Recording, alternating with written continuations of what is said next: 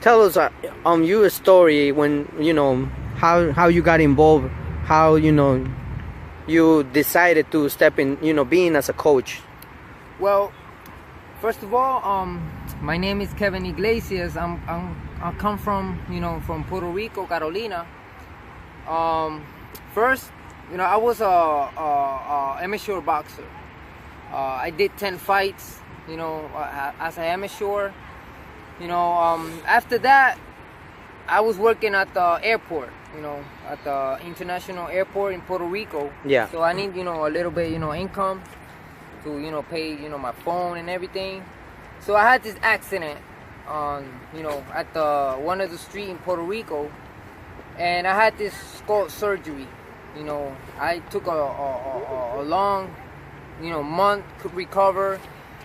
And, by the time I came back, the commission of Puerto Rico, when I was gonna, sign to pro, I couldn't, they denied my, my opportunity because, I had a skull surgery. So basically, that was like my boxing career. It was like basically over. Yeah. So I took a few months of layoff, but I still, love boxing. So I watching, a lot of sports, coaching, it came my mind. So I, give that chance to become a boxing coach. So I tried it, and that's how, basically, how I started. You got, into it, this field, like, because not only that, we're not saying that you quit boxing because you want this, because there was certain medical condition on you that it didn't let you go as a pro, and unfortunately you it worked in a different way, but you're still in the boxing field. So in the medical field that actually you are in, I mean, what's the experience that you could tell, and to the fight fans, and sometimes where you been?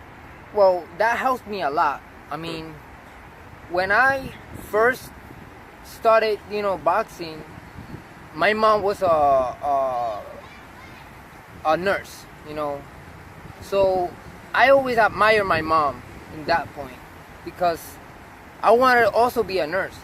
So I finished my nurse career, my studies, bachelor career. So I tried, I combined the coaching and the nurse career, and I combine it.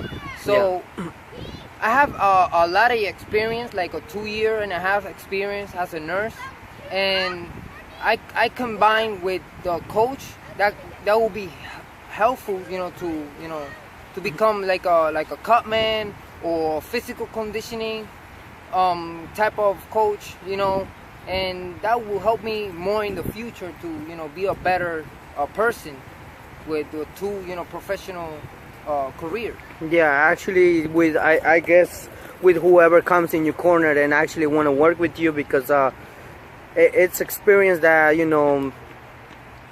sometimes we don't see it. It's rare to see in somebody's corner, because let's say right now you're a coach, and you do condition, and you actually work in an environment to keep a fighter stronger and all of that, but also the medical field. Exactly. So when you see something that probably goes wrong, that God forbid, in somebody else, it doesn't necessarily have to be, Edgar. Boxer, yeah. It could be any other boxer. But if you see something wrong before, anything can happen, and then I think you could tell, the boxer, hey, we got to stop it. Yeah, so, exactly. Because the field, in a medical field, all these certain things that it will help, the fighter in order to live another day, because exactly.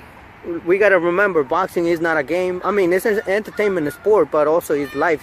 When someone goes and step into the ring, and that's yeah, it's quite a little bit, people, they see a lot of, they see fights, they get too excited, but boxing is not, a game.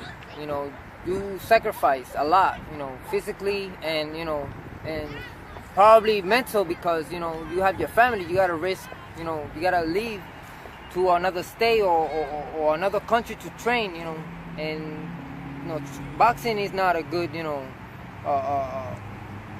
joke boxing, This is serious. Real, yeah, it's real, but if you have a good, you know, career as a boxer, and you know, you don't have like, you know, nothing to lose, so that's gonna be good for that, you know, that person.